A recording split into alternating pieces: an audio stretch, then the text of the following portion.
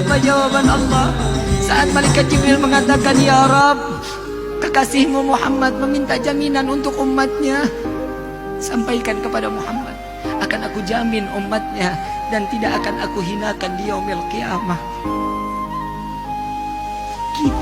Kita nih yang lagi difikirin kita sama Nabi. Nabi nggak pernah yang namanya istirahat untuk mikirin umat, nggak pernah. Nggak ada dalilnya, nggak ada. Saat dimana Nabi satu malam, saat dimana di rumah Siti Aisyah, satu malam Nabi terbangun dari tempat tidur, dicari oleh Siti Aisyah. Siti Aisyah terlelap dalam tidur. Begitu saat dibangun, dilihat Rasulullah nggak ada.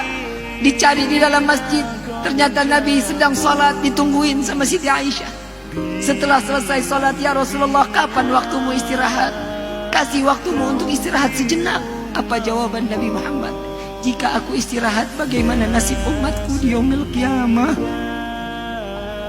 Jika aku terlelap tidur, bagaimana nasib umatku di yaumil qiyamah? Apa yang kau lakukan ya Rasulullah sehingga aku melihat engkau banyak di dalam gerakan salat? Apa jawaban Rasulullah? Ya Aisyah, setiap malam aku harus menggelar daripada sorbanku. Untuk apa ya Rasulullah? Tidak kurang setiap hari, setiap malam aku salat taubat di hadapan Allah 1000 rakaat.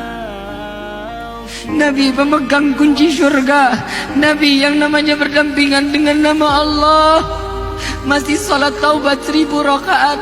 Nah, Siti Aisyah mengatakan, ya Rasulullah, engkau manusia yang maksum, engkau tidak ditempel dosa, engkau tidak akan diberikan suatu siksaan apapun. Kenapa engkau salat taubat begitu banyak ya Rasulullah?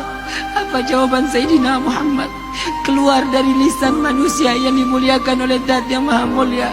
Jawabannya Nabi, ya Aisyah, aku khawatir tatkala umatku saat diambil rohnya oleh Allah kembali ke hadapan Allah, dia belum sempat bertaubat kepada Allah. Sedangkan aku mengharap salat taubatku ini dapat menambal taubat umatku.